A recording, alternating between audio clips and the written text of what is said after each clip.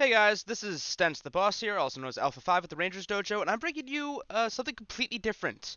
With our resident leader, Sean, the White Ranger, being out of commission for a bit with new baby stuff, I have taken it upon myself to record a couple of videos for the channel, and I'm doing some of the higher end strategy stuff because I know this is something that new players may not understand, or some players may just really want a refresher on.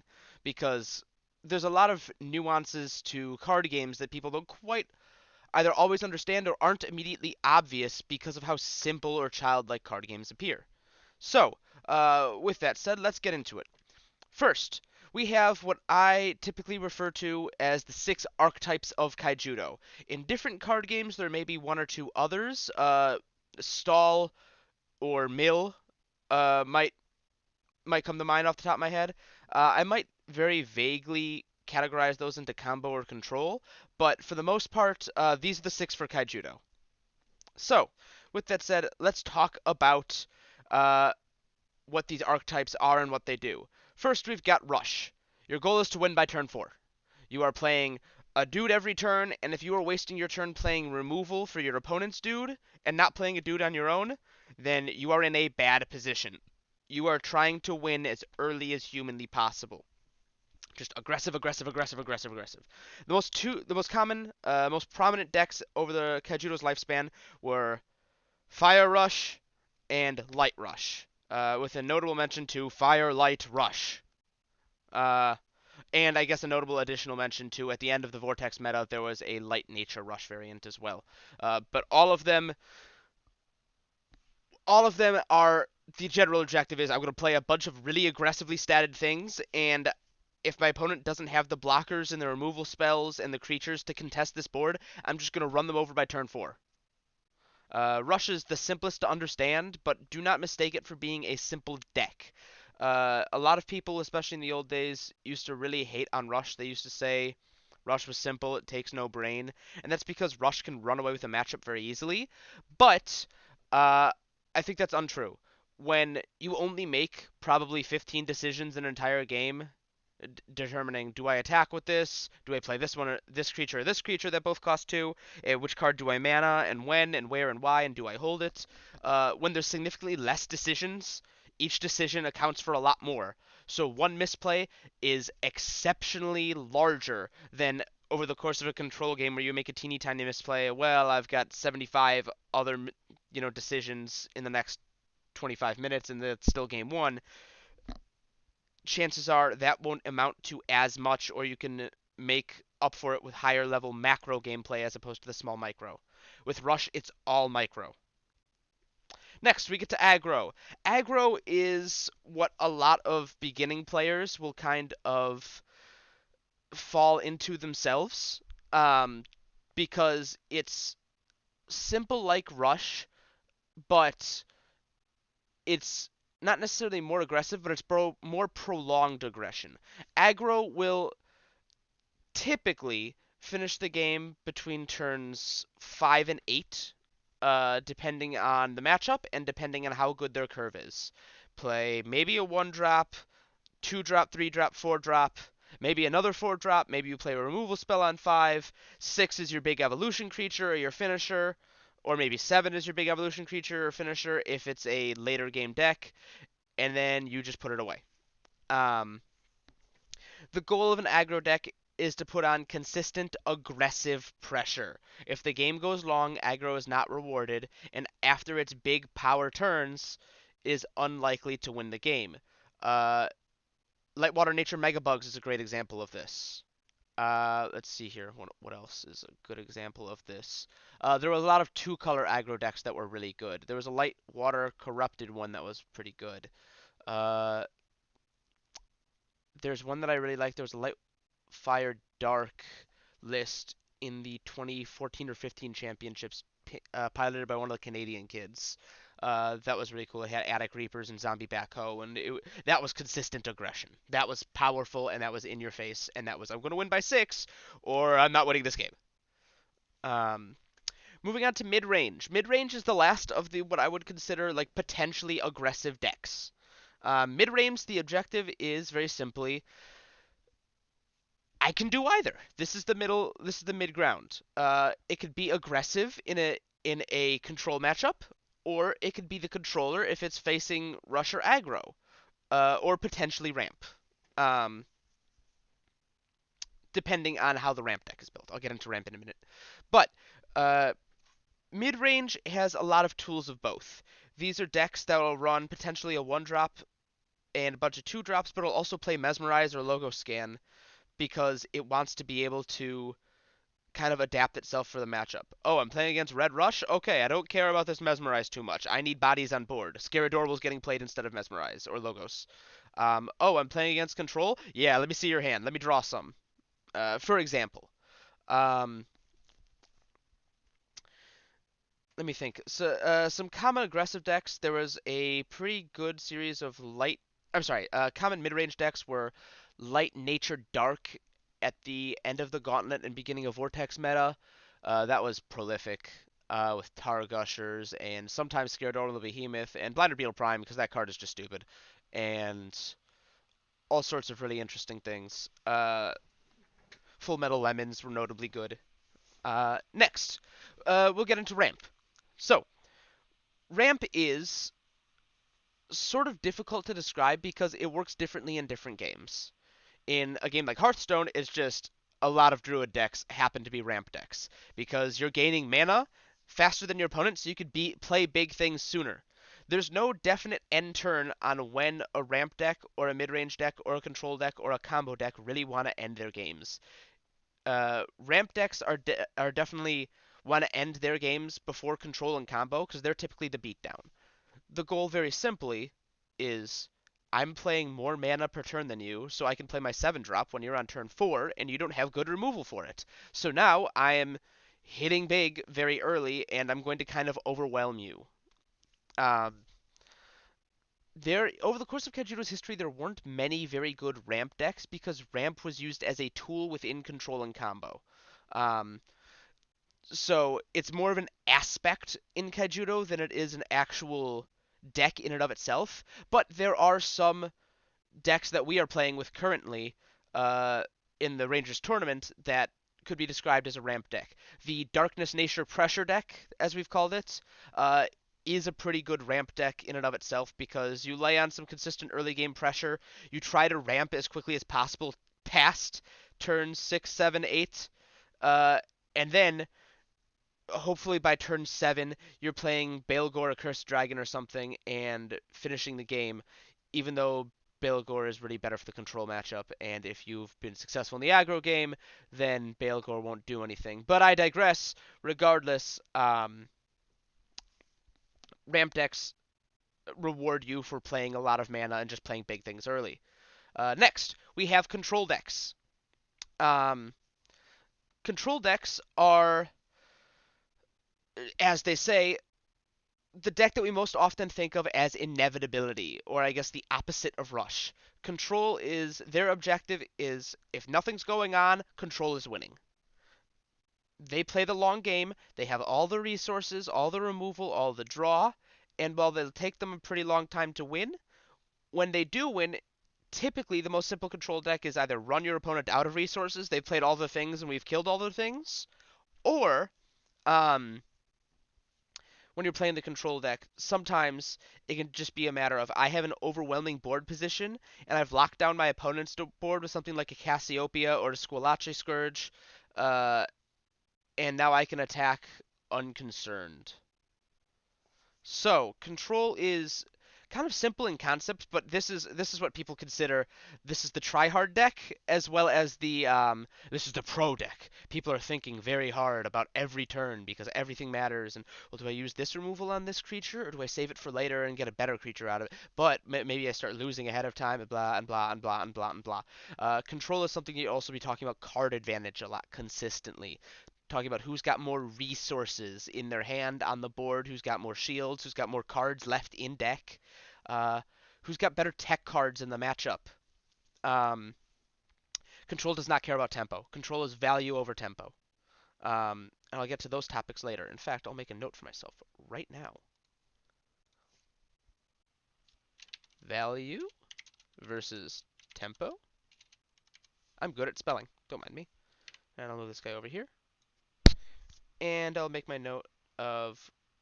Well, I'll leave that. I'll leave that alone for now. I'll leave that for. Uh, and then finally, that brings me to our final archetype, which is combo. Combo is kind of the hardest to define outside of mid-range, in the sense that it falls in the gap. Combo can often beat control because control is too dirtily. It just takes too long to win the game.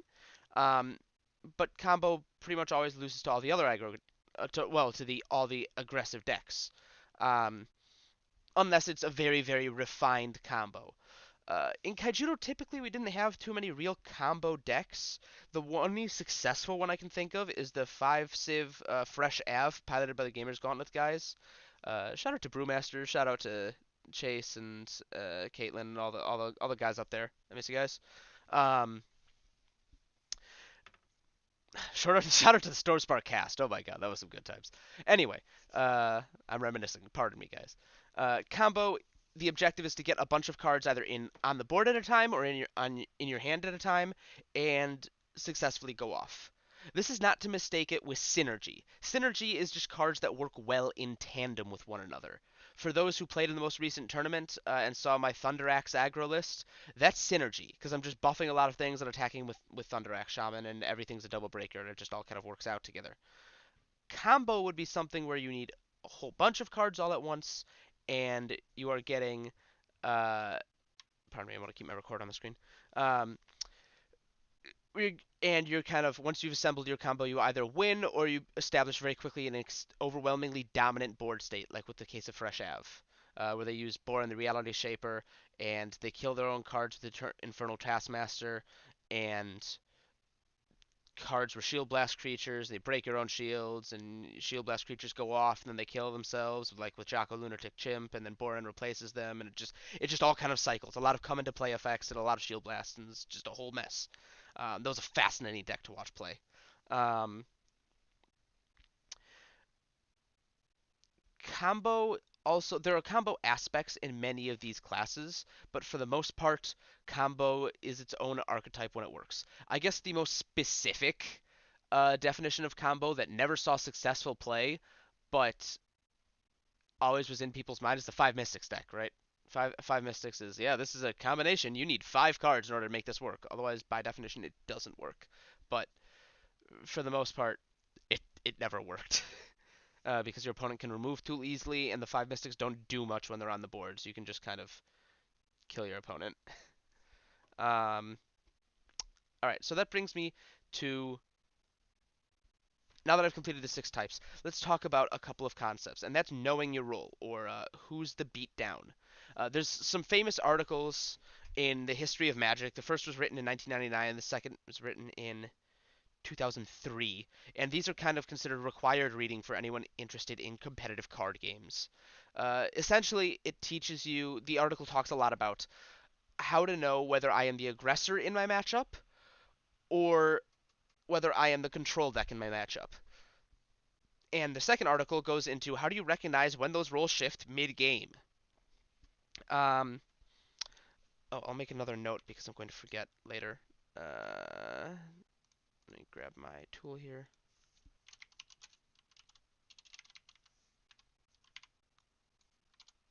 Cool.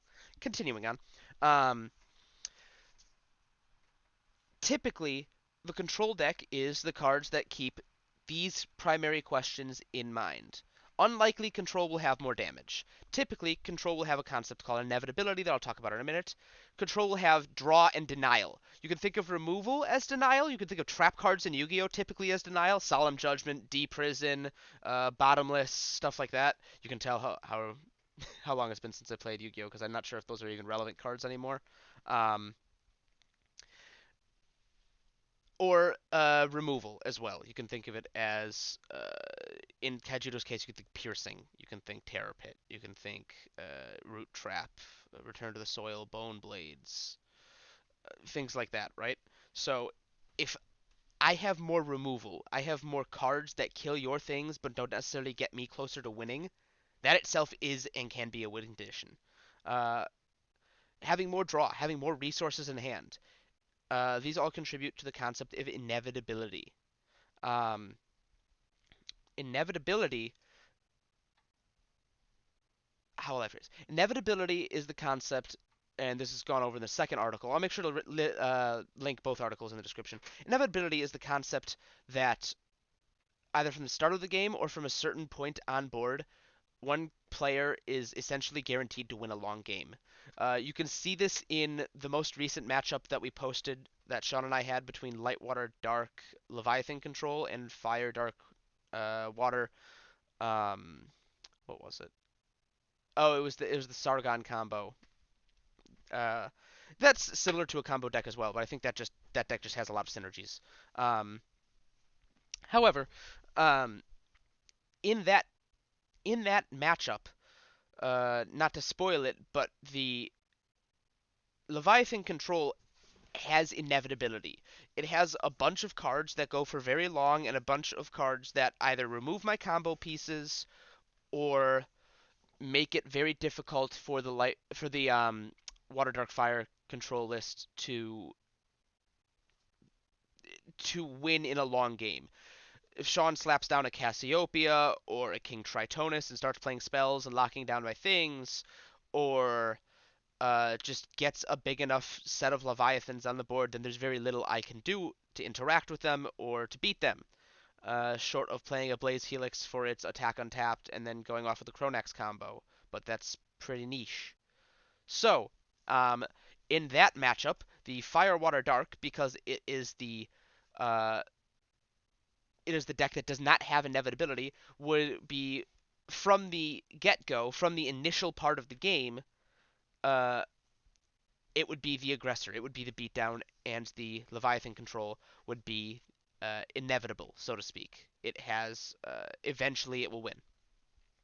Now, with that said, the games didn't progress that way. And again, without spoiling it too much, Sean makes some interesting mana decisions and doesn't get the draw cards he needs. Uh, so I go ahead on mana, and then I can start controlling his board and taking out whatever he puts on the board. So I win unfavorable matchups in those scenarios.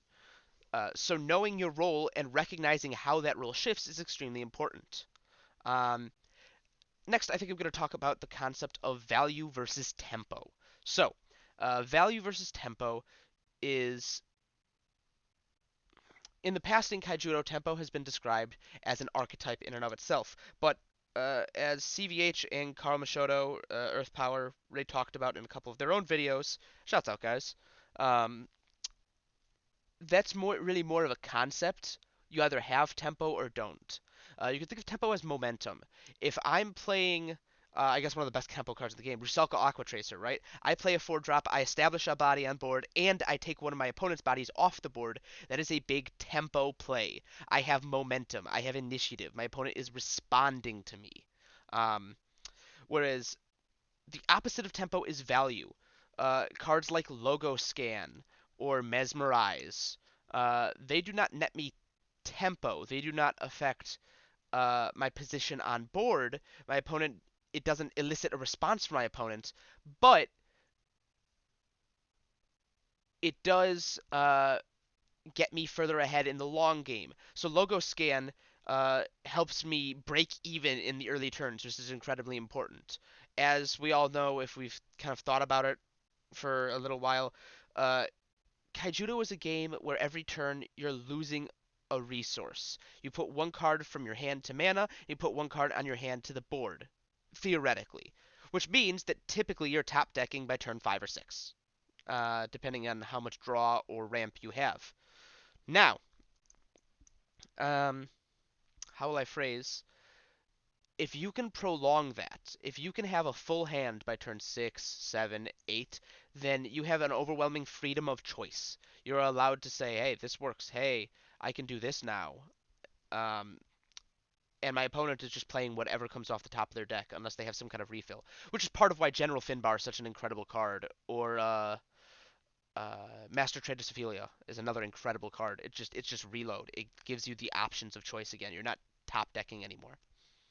So, um, tempo and value are inherently opposites. Tempo is typically taken by the aggressor, and value is taken by the controlier, I guess, deck. Um, this is not always the case, and mid range is the king of towing the line between value and tempo, depending on how it wants to play. But remember, a master all is a jack of all trades is a master of none, even though it's better than a master of one. So is I guess the full phrase for those who didn't know it. Um, so if mid range can be thoroughly out controlled if it doesn't get aggressive properly. Which brings me to the concept of tech cards. Mid range decks, especially, and many control decks. That brings me into the concept of greed as well, which we'll talk about in a second.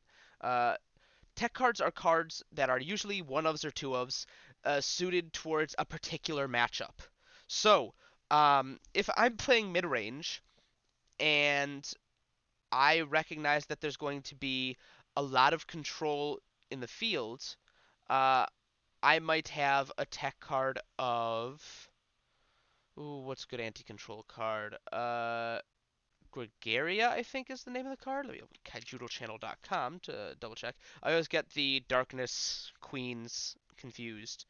I think it's Megaria, actually. I'm searching. No, it's not Megaria. Maybe it's Gregoria. Yeah, Gregoria the Malevolent. So I'll drag this over so you guys can see it. Gregoria the Malevolent. When this creature enters the battle zone, each people reveals his or her hand and discards all spells. That's an incredible card. And it's incredibly good in the control matchup. If you are to be the aggressive deck, uh, this card is a big body, it gets you tempo, and it discards a lot of your opponent's removal, which, again, is super important. So, um, that would be an example of a tech card. It's like I say, typically a one of or a two of that nets you an overwhelming advantage in a matchup. In the control mirror, Skull Shatter is an incredible tech card because you really only need one. If you're playing two Skull Shatters in the game, like what are you doing? Just win the game by then. But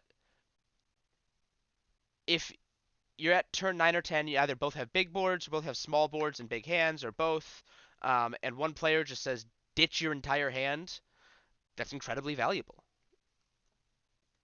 Uh, Continuing on. So, part of what's a valuable matchup is how effective your tech cards are if you have any. If you're in a control mirror and you expected to see a lot of aggro that day, so you have a lot of anti-aggressive cards, those aggressive cards, or those anti-aggressive cards, excuse me, your tech cards are not nearly as valuable.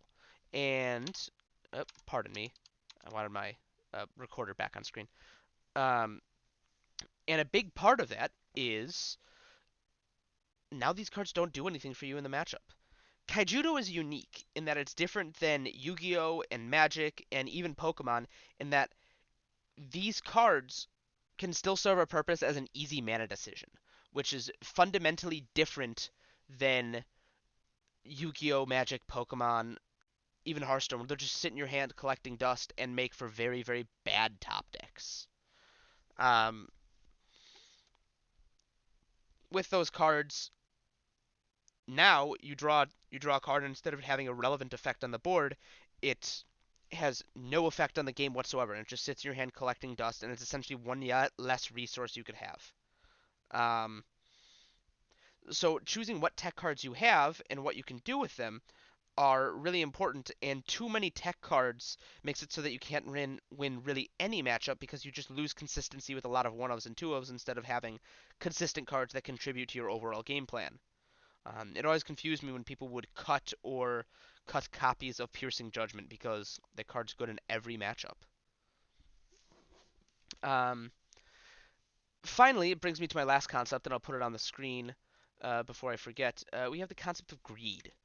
So, greed is something you see in typically with regards to control decks or combo decks, um, and it talks about disregarding a certain matchup in its entirety. So typically in the case of control decks, so greedy control decks are very, very, very late game focused. The primary example would be, I guess, Sean's Leviathan control, or there was a lot of Lightwater Dark Nature. Haven control lists back in the day that even in the Open, in the some of the final tournaments of Kaijudo's history, some of these decks just said, you know what? Everyone here is a very strong player because it was taking place pretty much adjacent to one of the last championships ever. Everyone here is very good. I expect very good players to favor themselves in a control matchup. Therefore, I'm going to play a control deck that has a good matchup against other control decks so that I can win this game. Typically, the greedier control deck will also be playing just bigger, higher costed cards because there's an assumption that the game will go longer because both players are going to play control and that they will not be in any rush to close out the game. Recognizing your opponent's control deck is greedier than yours is incredibly important so that you can so that you can choose to go on the aggression earlier and potentially make use of some of your tech cards that would not have gone your way otherwise. Um, with that said, I'm getting a little bit into the concept of one of my next videos. I'm not sure if it'll be the exact next one or the next, or like within one or two. But I'm going to talk about how to build a deck and what you're looking for in building a deck. Um, typically speaking, uh, well, I'll save this for another video. But that's gonna be the end here. I don't wanna ramble for too long. I've already been talking for quite a while, 25 minutes I think, 26. Depends on how much I cut out of this video. Spoilers, I don't edit very much, so it's probably nothing. Um, so yeah, I think I'm gonna leave it here, guys. Drop in the comments if you have any questions. Drop me a DM. Let me know in the Discord. I'm sure there's gonna be a couple of fervent arguments, which I welcome. I really enjoy the some of the arguments or discussions we have in the dojo. Shouts out to Hayden, by the way. He's a cool guy. We have a lot of really in-depth discussions that I enjoy. Even if it even if it seems like I get heated, I am absolutely thoroughly enjoying them. Um, but yeah, drop in the Discord, drop in the Facebook page, drop in the comments. Any questions, comments, concerns, disagreements you may have, and I'm happy to respond to you, and we can chat it out. Um, with that said, guys, that's going to be Stents, also known as Alpha 5, also known as Stents the Boss from the Rangers Dojo, signing off. See you guys next time. Peace.